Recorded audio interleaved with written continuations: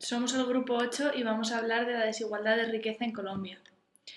Colombia es un país situado en la región noroccidental de América del Sur con capital en Bogotá. Tiene 47,12 millones de habitantes. El PIB es de 378,4 miles de millones.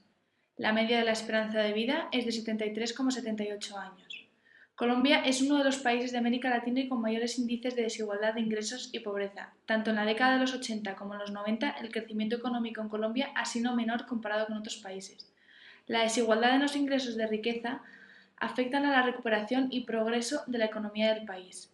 El estancamiento permanente de la mayoría de las economías de América Latina se explica por su alta inequidad. Las sociedades con altos niveles de desigualdad presentan fuertes conflictos. Para estudiar la desigualdad de Colombia utilizaremos indicadores como el índice de Gini. Observando su evolución entre 1970 y 2003, vemos que la desigualdad ha variado en distintas direcciones. Por ejemplo, como pasa de 0,49 en 1990 a 0,58 en 1994, periodo en el que el índice de Gini ha variado un 18%, correspondiéndose con el mayor aumento de la desigualdad de ingresos. Este hecho coincide con las reformas económicas de la liberalización que en Colombia se conocieron con el nombre de apertura económica. Se pueden distinguir dos etapas.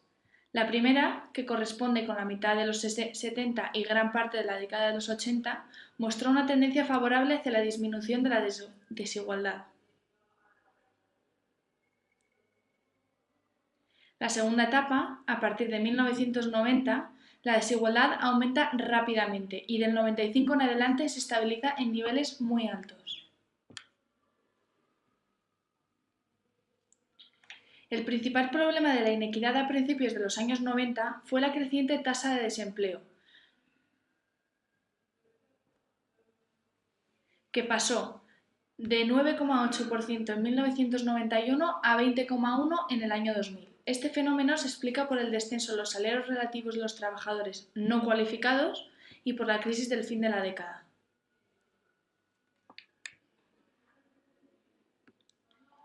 La dispersión de los salarios de los trabajadores cualificados y los no cualificados se debió a varios acontecimientos, entre ellos la reducción del precio del capital, que permitió incrementos considerables en inversión y requirió la sustitución de empleados no cualificados por empleados cualificados. La revaluación de la tasa de cambio. Gracias a las enormes entradas de capital, los grandes préstamos de las empresas privadas con el extranjero y la repartición del dinero del narcotráfico.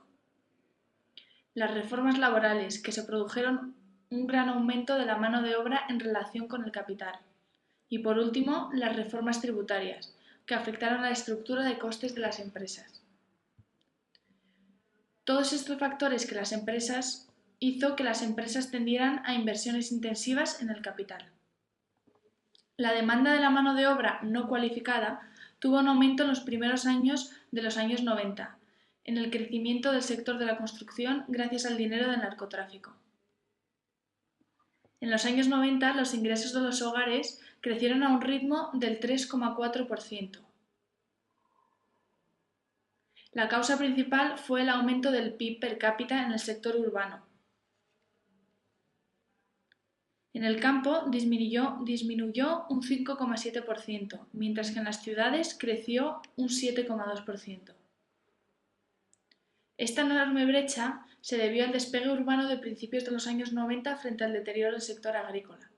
Colombia es un país en el que la brecha existente entre ricos y pobres es cada vez mayor.